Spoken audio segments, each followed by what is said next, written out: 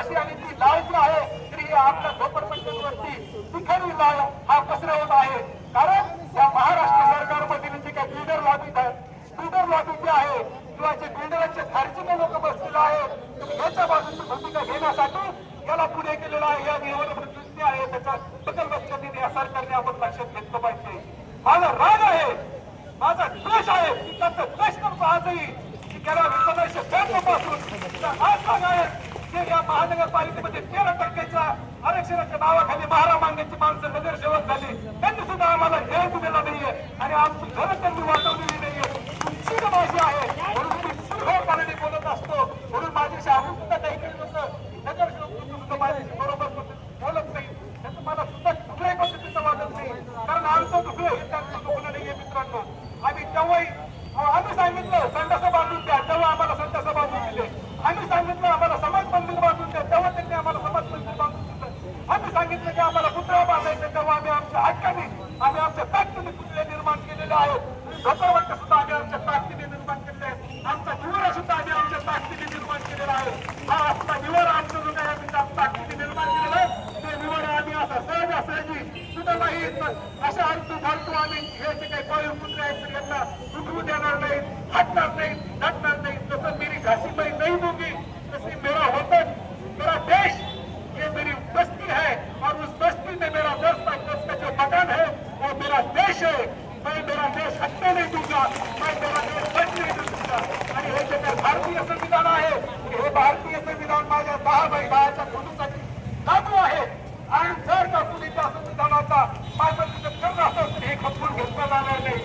मित्रांनो, राहिली दुसरी गोष्ट, ही जी काही याचिका आहे ही रतनलक्ष्मी दाखल केलेली ही फक्त संत कबीर नगर, दिलीप नगर किंवा सिद्धार्थ नगर साठी नाहीये. संपूर्ण महाराष्ट्रातल्या झोपडपट्ट्यांवरती या बिल्डर लॉबीचं लक्ष केंद्रित केलेलं आहे.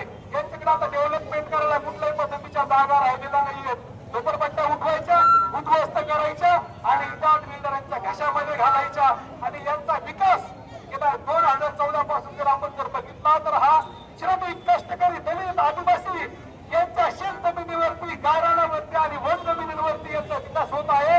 आणि सर्रास यांच्यावरती बुलडोजर चिरून यांचा नायनाट करून यांचा विकास सुरू आहे. हा जो काही विकास चाललेला करतो जो काही सबका विकास सबका साथ ही जी काही मोदीची पोकळ भूमिका आहे तर ही सुद्धा पोकळ ठरलेली आहे. मित्रांनो, ज्या वेळेला नरेंद्र मोदी या देशामध्ये पंतप्रधान म्हणून निवडून आले त्यांनी घोषणा केली की 2021 पर्यंत एकही बेघर असणार नाही, सगळ्यांना घर असणार आहे, ते पण हक्काचं आहे. मग माझा सवाल आहे की आम्ही तुम्ही जे काही पंतप्रधान आवास योजनेचे जे काही घरं दिले होते कुणाचा आम्हाला कुणा इकडे यावं जरा तुम्हाला एक फॉर्म दाखवतो की त्या फॉर्म भरून घेतलेले पूर्ण प्रभाग आपले जेवढे प्रभाग आहेत प्रभागाचे विभागीय कार्यालय आहेत तर त्या विभागीय कार्यालयामध्ये त्यांनी एक फॉर्म भरून घेतले होते. त्या फॉर्म मध्ये नमूद केलं होते प्रधानमंत्री आवास योजना. ही अशी झुंबड लागली शहराच्या ठिकाणी की शहरापर्यंत लोकांनी शहराच्या प्रसिद्ध घेतला धंदे केले त्याच्यावरती पण. आणि ते जे फॉर्म केले आणि नंबर आले तर त्याच्यात 20 रुपयाच्या पावत्या प्रत्येक विभागातून पावती फाडून स्लॅब विभागामध्ये त्यांनी घेतलेला आहे. हे लक्षात घ्या. त्या तुमच्या प्रत्येकाकडे असतील जे झोपडपट्टीमध्ये राहतात त्यांच्याकडे पण आणि जे झोपडपट्टीमध्ये राहत नाही त्यांच्याकडे सुद्धा त्या पावत्या आहेत. आपण लक्षात घेतलं पाहिजे आणि त्यांचा हिशोब पूर्ण करा आणि नंतर न्यायालयाच्या आदेशाची अंमलबजावणी करा असं म्हणणं या महानगरपालिकेच्या प्रशासनाला आहे. तर या महाराष्ट्र सरकारने या देशातील तमाम दलित, आदिवासी आणि बहुजनांवर जो काही अन्याय अत्याचार सुरू केलेला आहे तर याचं चित्र आपल्या समोर दिसत आहे. महिलांवरती अत्याचार होतो, दलितांवरती अत्याचार होतो. सोमनाथ सूर्यवंशींचा आता बंधू जो काय तर त्याचा विषय निघाला बाळासाहेब शिंदे विषय काढला म्हणून सांगू इच्छितो की त्या सोमनाथ सूर्यवंशींच्या संदर्भातली भूमिका त्यांनी मांडली आणि न्यायालयाने आदेश दिला हायकोर्टाने. तर या आदेशाच्या विरोधामध्ये महाराष्ट्र सरकार हे सुप्रीम कोर्टात गेलं आहे याचिकेला आव्हान देण्यासाठी तिथं बाळासाहेबांना लढावं लागलं आणि तोच निर्णय कायम करून पुन्हा खाली येऊन सुद्धा इतका पोलीस प्रशासन इतकं ढिंबपणे इतका या टरबुजाच्या हाताखाली कब्जात आलेला आहे की तो सांगेल तेव्हाच गुन्हा दाखल करायचा, तेव्हाच दाखल करायची, अन्यथा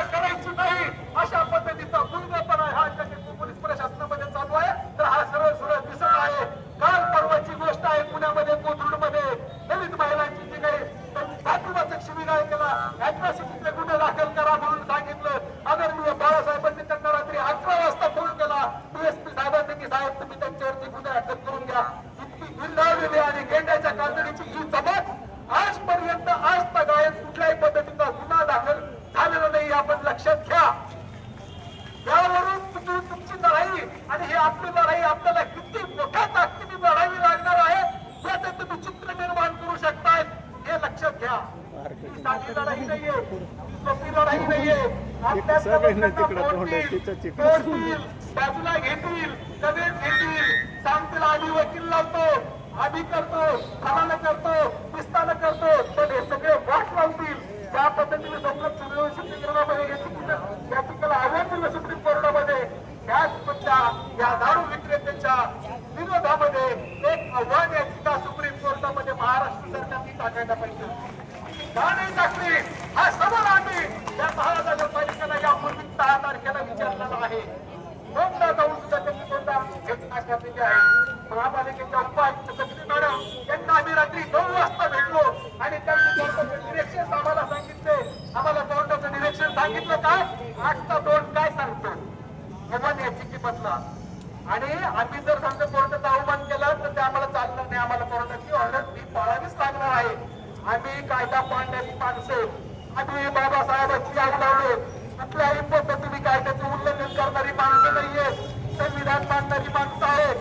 पण जर का तुम्ही कायद्याचं उल्लंघन केलं तर तुम्हाला सुद्धा या खुर्चीवरती बसू देणार नाहीत. असा त्या दिवशी आम्ही गेलो 9 वाजता बगरे मॅडमला अजूनही तुम्ही खात्री करू शकता, जाऊन विचारू शकता.